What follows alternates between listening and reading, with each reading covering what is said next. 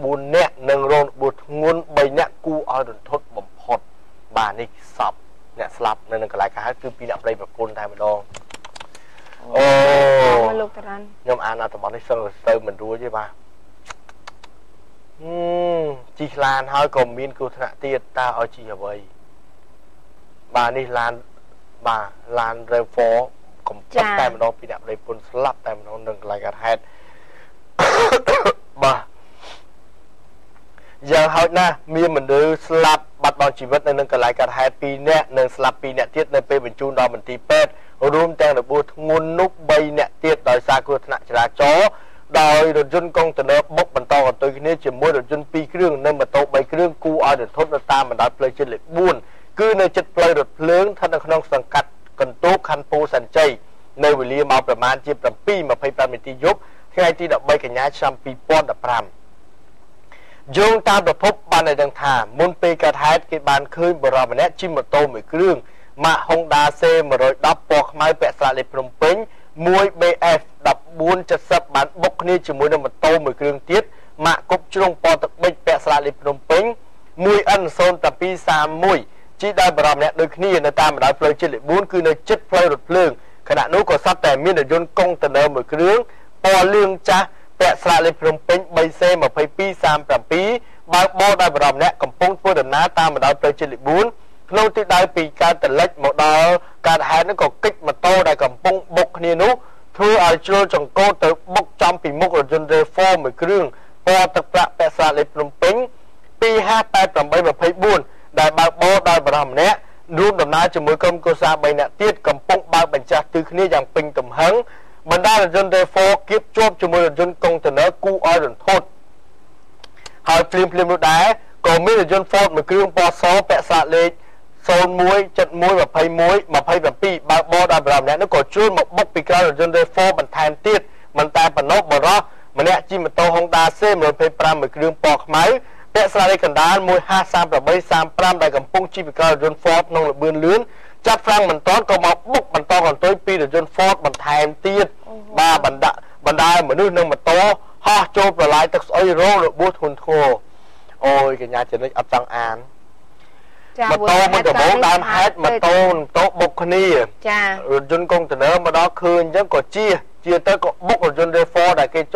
បើកផ្លូវបញ្ចាស់គ្នាតែគេផ្លូវត្រូវរៀងខ្លួនណាបាទបុកទៅពុកបុកគ្រោះថ្នាក់ចឹងហើយរថយន្ត Ford មកពីក្រោយបុកគូតរថយន្ត RAV4 បន្ថែមចាហើយម៉ូតូមកបុកគូតរថយន្ត RAV4 បន្ថែមទៀតបុកគូតរថយន្ត Ford បន្ថែមទៀតប្រភពបន្តថាក្នុងហេតុការណ៍គ្រោះថ្នាក់ចរាចរណ៍បុកបន្តអន្ទុយដល់គួរឲ្យរន្ធត់នេះបានបណ្ដាលឲ្យមនុស្សនៅក្នុងរថយន្ត RAV4 2នាក់ស្លាប់នៅនឹងកន្លែងកាត់ហេតុភ្លាមនិងរងរបួសធ្ងន់5នាក់ដែរព្រមទាំងបានបណ្ដាលកកស្ទះចរាចរណ៍យ៉ាងណែនតាន់តាប់ទៀតផងភ្លាមសមាជិកនិងក្រុមសង្គ្រោះបានមកដល់ធ្វើការជួយសង្គ្រោះនិងបញ្ជាចរាចរណ៍បន្ធូរបន្ថយបានខ្លះហើយក៏ពេលកើតហេតុកម្លាំងសមាជិកជាច្រើនបានចុះទៅជួយអន្តរាគមន៍ក្នុងនោះក្រុមសង្គ្រោះ711របស់អង្គភាពកងពលទិលេខ70បានបញ្ជូនរថយន្តសង្គ្រោះបន្ទាន់និងឧបករណ៍ទៅអាននិងកាត់ទ្វារដែលគៀបជនរងគ្រោះទាំង2នាក់ដើម្បីយកសពចេញផងដែរក្រោយប្រឹងប្រែងអស់រយៈពេលជាច្រើនម៉ោងមួយសន្ទុះមកសពស្ត្រីក៏ត្រូវបានយកចេញហើយបន្តកោះយកសពបរិសម្នាក់ទៀតដែលមើលទៅគួរឲ្យសង្វេគនិងអនាធមជាពុនពេកនេះផ្នែកស្ដីទីចរាចរណ៍នៃអធិការដ្ឋាននគរបាលខណ្ឌពោធិ៍សែនជ័យបានដឹងថាជនរងគ្រោះដែលទៅបញ្ជូនទៅដល់មន្ទីរពេទ្យនោះបានស្លាប់2នាក់ទៀតពេលបញ្ជូនដល់មន្ទីរពេទ្យហើយសមាជិកមិនទាន់បានបង្ហាញអត្តសញ្ញាណជនរងគ្រោះដែលស្លាប់និងរងរបួសទាំងនោះនៅឡើយទេដោយសមាជិកកំពុងទំនាក់ទំនងទៅរកក្រុមគ្រួសារជនរងគ្រោះឲ្យបានដឹងដំណឹងនេះសិនហើយបច្ចុប្បន្នអ្នកជិះម៉ូតូដែលរងរបួសធ្ងន់ទៅបានរថយន្តដឹកសង្គ្រោះនៅមន្ទីរពេទ្យភ្លាមរីឯសពអ្នកបើកបររថយន្តទៅសមាជិកប្រគល់ឲ្យក្រុមគ្រួសារយកទៅធ្វើបុណ្យតាមប្រពៃណីចំណែករថយន្តនិងម៉ូតូក្នុងហេតុការណ៍គ្រោះថ្នាក់នេះទៅសមាជិកបានសហការជាមួយជំនាញធ្វើការវវែងយកទៅរក្សាទុកនៅចរាចរណ៍ជើងគោកដើម្បីរងចាំការដោះស្រាយតាមផ្លូវច្បាប់អូលោកតារានាងខ្ញុំតាំងពីអានព័ត៌មានគ្រោះថ្នាក់ចរាចរណ៍ទៅមិនឃើញថាលើកនេះសាហាវមែនតែម្ដងកញ្ញាជាសរុបមកគឺមានន័យថាស្លាប់នៅនឹងកន្លែងកាត់ហេតុ2នាក់ចាស់ដល់មន្ទីរពេទ្យ2នាក់ហើយនៅមានអ្នករបួសធ្ងន់នោះ3នាក់ផ្សេងទៀត2នាក់នោះគឺសិតតែបើតាមយើងគិតគឺក្នុងក្រុមគ្រួសាររបស់គាត់តែម្ដងចាព្រោះដោយសារអីដោយសារតែយើងឃើញថាក្នុងឡានគាត់ជិះមិញថារួមដំណើរដោយនេះចាំមើលរួមដំណើរដោយបរិសម្នាក់ បរោះអ្នកបើកឡាន reform មួយនឹងក៏ភាសា3អ្នកទៀតចំនួន14អ្នកក្នុងឡានហ្នឹងហើយរថយន្ត Ford គេអាចបានបញ្ជាក់ថាតើបរោះហ្នឹងរងរបួសធ្ងន់ឬយ៉ាងម៉េចទេឬក៏ស្លាប់ទេណាចាបាទប៉ុន្តែចំណែកឯម៉ូតូដែលមកបុកពីក្រោយនោះ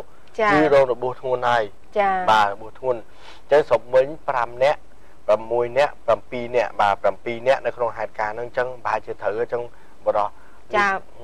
ស្លាប់4នាក់ហើយនឹងរបួសធ្ងន់3នាក់ចាអ្នករបួសធ្ងន់ហ្នឹង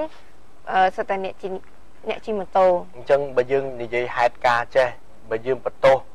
ទៅអ្នកកុជនកុងតឺន័រក៏អត់បានចាព្រោះអីក៏កិច្ចហេតុបាទយើងស្ដាប់បង្ហេតុណាតែនេះដោយសារចេះ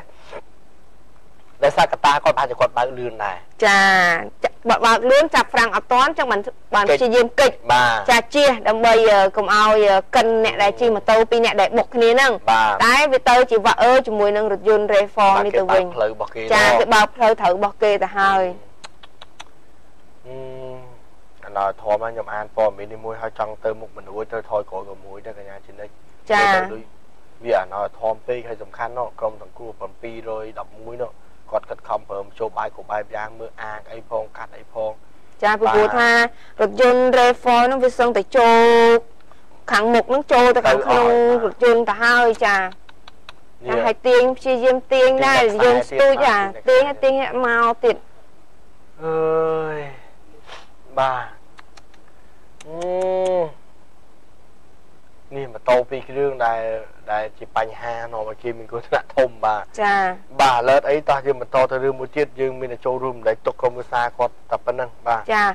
ឥឡូវនេះនាងខ្ញុំសូមបង្វែរការចាប់អារម្មណ៍មកតាក់ទងទៅនឹងករណីប្លន់វិញម្ដងចាគឺបរិសម្នាក់ចាឈប់ម៉ូតូហើយហ្នឹងគឺមិនដកសោម៉ូតូហ្នឹងចេញទេចាទុកនៅលើម៉ូតូហ្នឹងមានថាឈប់ម៉ូតូហើយទាំងសោទាំងអីនៅម៉ូតូហ្នឹងធ្វើឲ្យជនឆ្លៀតឱកាសមួយចំនួនហ្នឹងមានឱកាសប្លន់អូបាទចាប្លន់ម៉ូតូ Honda Dream មួយគ្រឿងបានដោយសុវត្ថិភាពបាទចាម៉ូតូ Honda Dream C125 ពណ៌ខ្មៅមួយគ្រឿងត្រូវបានជនសង្ស័យពីរនាក់ប្រើកំភ្លើងខ្យល់ចាប់ជុងគំរាមចាជនរងគ្រោះប្លន់យកម៉ូតូទៅបិទដោយធ្វើដោយសុវត្ថិភាពហើយដោយសារតែការប្រហែសរបស់ជនរងគ្រោះផងគឺមិនបានដកសោម៉ូតូចេញហេតុការណ៍នេះគឺបានកើតឡើងកាលពីវេលាម៉ោង 7:30 នាទីយប់ថ្ងៃទី 13 ខែកញ្ញាឆ្នាំ 2015 នៅចំណុចផ្លូវលេខ 193 កែងផ្លូវលេខ 310 ស្ថិតនៅក្នុងសង្កាត់ទួលស្វាយព្រៃ 1 ខណ្ឌចំការមនប្រពន្ធព័ត៌មានពីជនរងគ្រោះបានឲ្យដឹងថាជនរងគ្រោះនោះគឺមានឈ្មោះថាណាតណេតចាអាយុ22ឆ្នាំស្នាក់នៅក្នុងសង្កាត់បឹងទំពុនខណ្ឌមានជ័យរីឯម៉ូតូដែលត្រូវប្លន់ភ្ជុងយកទៅបាត់នោះម៉ាក Honda Dream C125 ពណ៌ខ្មៅស៊េរីឆ្នាំ 2008 តែមឆ្នាំ 2013 មានថាគាត់ឡើងស៊េរីម៉ូតូណាហើយម៉ូតូនោះផងដែរគឺមានពាក់ស្លាកលេខ 1BQ ចា9078ហើយបើតាមប្រភពព័ត៌មានពីកន្លែងកាត់ហេតុបានឲ្យដឹងថាមុនពេលកាត់ហេតុជនរងគ្រោះបានឈប់ម៉ូតូមួយផ្លែតនៅទីនោះដោយមិនបានដកសោចេញពីម៉ូតូទេគឺគ្រាន់តែដើរចូលទៅក្នុងមួយផ្លែតហើយក្រឡេកមើលមកក្រៅវិញក៏ឃើញជនសង្ស័យពីរនាក់កំពុងបញ្ឆេះម៉ូតូរបស់ខ្លួនហើយពេលនោះជនរងគ្រោះក៏បានស្ទុះទៅទីបំពង់ទីជាប់ដែលនៅក្បែរនោះវាយទៅលើជនសង្ស័យដែលអង្គុយក្រោយអង្គុយនៅខាងក្រៅនោះគឺ4ទៅ5បំពង់ទីជាប់នោះហើយស្រាប់តែពេលនោះជនសង្ស័យបានដកកំភ្លើងខ្លីចាប្រើខ្យល់បាញ់ភ្ជុងដីមួយគ្រាប់ដើម្បីគំរាមជនរងគ្រោះមិនឲ្យចេញហើយជនសង្ស័យក៏បានជិះម៉ូតូបាត់ដោយសុវត្ថិភាពតែម្ដងតែក្រោយពីកាត់ហេតុជនសង្ស័យបានតែដាក់ពាក្យបណ្ដឹងនៅប៉ុស្តិ៍នគរបាលទួលស្វាយព្រៃមួយដើម្បីឲ្យសមត្ថកិច្ចជួយអន្តរាគមន៍តែពេលអ្នកសារព័ត៌មានចុះថតនិងយកព័ត៌មានក្នុងករណីអំពើប្លន់នេះក៏ត្រូវបានលោកមេប៉ុស្តិ៍រដ្ឋបាលទួលស្វាយព្រៃមួយដេញនឹងហាមមិនឲ្យថតយកព័ត៌មាននៅក្នុងករណីប្លន់នេះទេព្រោះខ្លាចថ្នាក់លើដឹងស្ដីបន្ទោសឲ្យខ្លួនដោយមិនអាចការពារមូលដ្ឋានតាមគោលនយោបាយភូមិឃុំមានសុវត្ថិភាពដែលបណ្ដាច់បណ្ដោយឲ្យមានអំពើភ្ជុងប្លន់នៅក្នុងទឹកដីរបស់ខ្លួនដូច្នេះចានេះមិនមែនជាលើកទី1ទេដែលមេប៉ុស្តិ៍នគរបាលមួយចំនួនដែលគាត់ហាមឃាត់មិនឲ្យអ្នកសារព័ត៌មាននឹងធ្វើការឃាត់ថតចុះយកព័ត៌មានគឺដោយសារតែគាត់ខ្លាច ថ្នាក់លើមកជាន់ទៀតដឹងអញ្ចឹងទៅធ្វើការស្ដីបន្ទោសឲ្យខ្លួនហើយឬមួយក៏អាចប្រឈមទៅនឹងការដកចេញអីចឹងណាដោយសារតែគ្រប់គ្រងប៉ុស្តិ៍របស់ខ្លួនហ្នឹងគឺមិនបានល្អជាពិសេសហ្នឹងគឺករណីអំពើភ្ជុងប្លន់នេះគឺជាករណីធំចាស់សម្រាប់ប្រជាពលរដ្ឋជាពិសេសនៅតាមមូលដ្ឋានសង្កាត់នីមួយៗតែម្ដងចា៎បាទចាទស្សនិកជនគណៈពេលនេះចាយើងខ្ញុំទាំងពីរនាក់សូមអនុញ្ញាតសម្រាប់មួយផ្លែសិន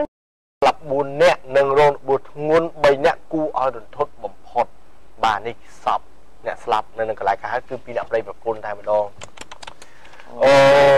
លោកតារានខ្ញុំអានអត្ថបទនេះសឹងទៅមិនរួចទេបាទជីខ្លានហើយក៏មានគ្រោះថ្នាក់ទៀតតើឲ្យជីអ្វី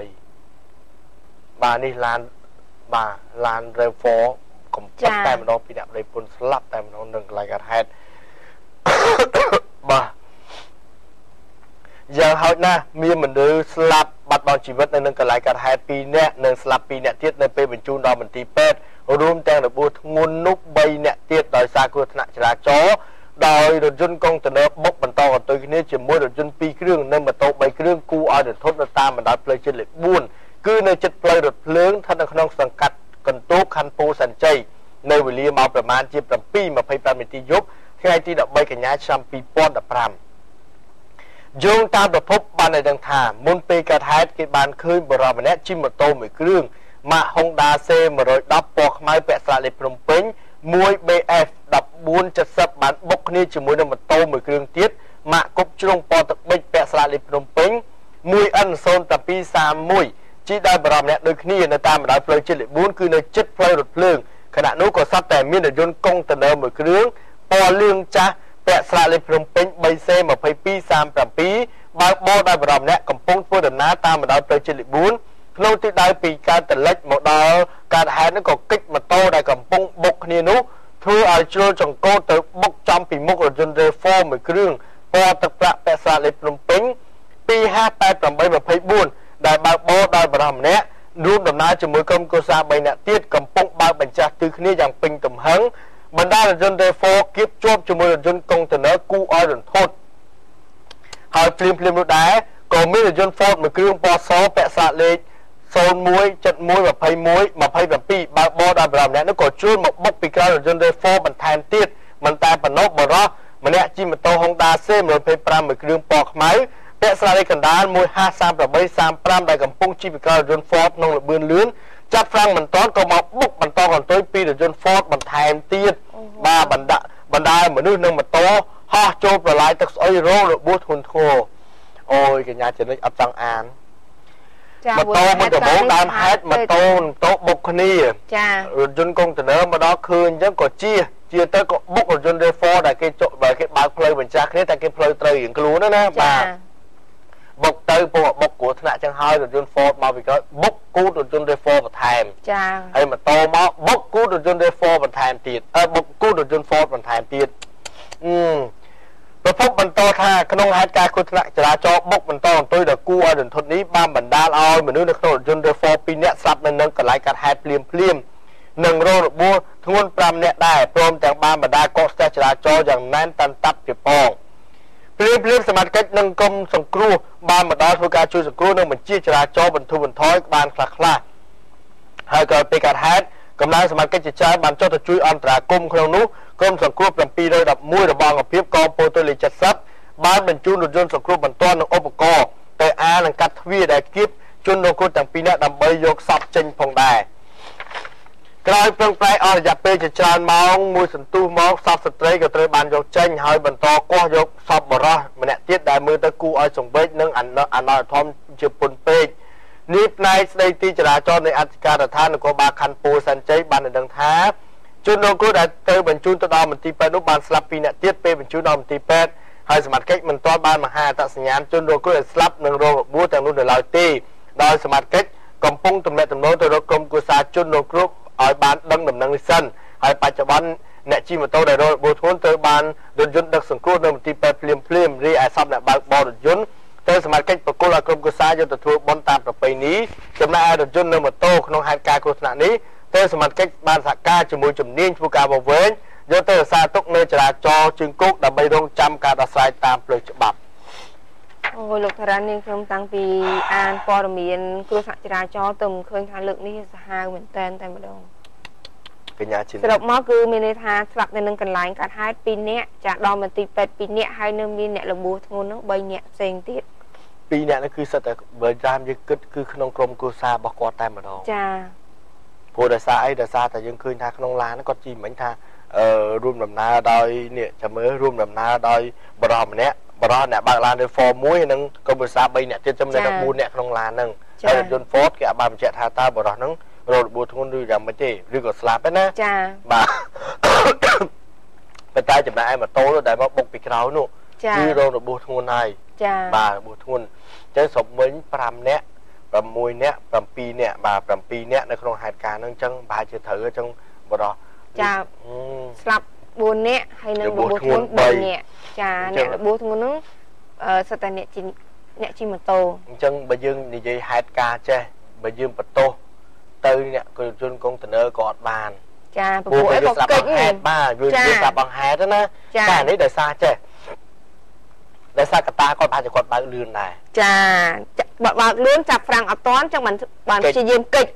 ចាជិះដើម្បីកុំឲ្យកិនអ្នកដែលជិះម៉ូតូ2អ្នកដែលបុកគ្នាហ្នឹងតែវាទៅជាវ៉ាក់ជាមួយនឹងរថយន្ត Reform នេះទៅវិញចាគេបើកផ្លូវត្រូវរបស់គេទៅហើយ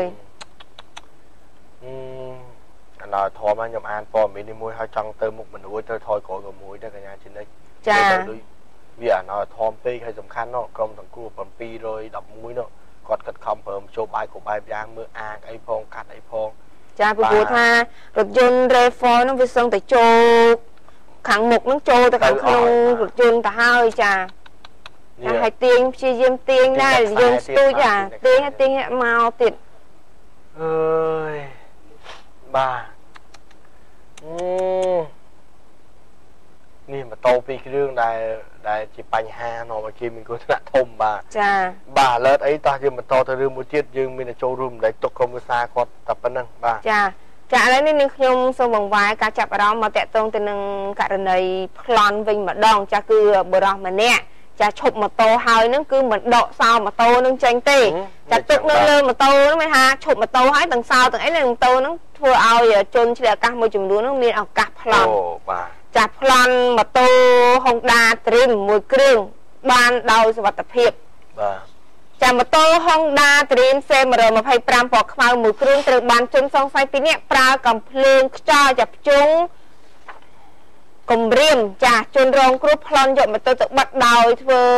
ដោយសុវត្ថិភាពហើយដោយសារតែការប្រហែសរបស់ជនរងគ្រោះផងគឺមិនបានដកសោម៉ូតូចេញហេតុការណ៍នេះគឺបានកើតឡើងកាលពីវេលាម៉ោង 7:30 នាទីយប់ថ្ងៃទី13ខែកញ្ញាឆ្នាំ2015នៅចំណុចផ្លូវលេខ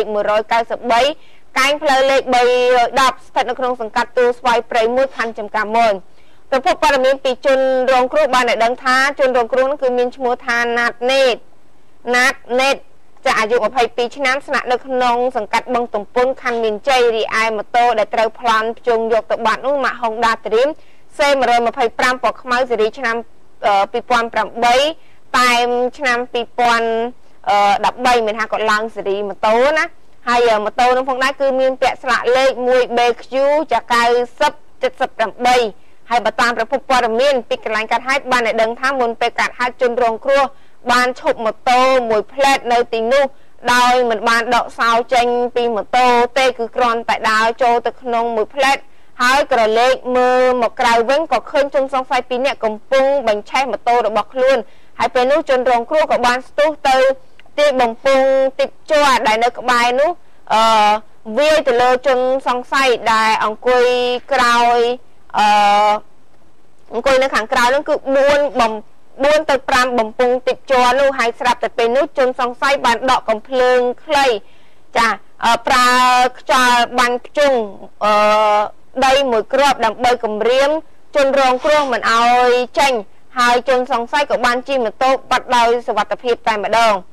តែក្រោយពីកាត់ហេតុជនសង្ស័យបានតែដាក់ពាក្យបណ្ដឹងនៅប៉ុស្តិ៍នគរបាលទូស្វាយព្រៃ1ដើម្បីឲ្យសមត្ថកិច្ចជួយអន្តរាគមន៍តែពេលអ្នកសារព័ត៌មានចុះថតនិងយកព័ត៌មាន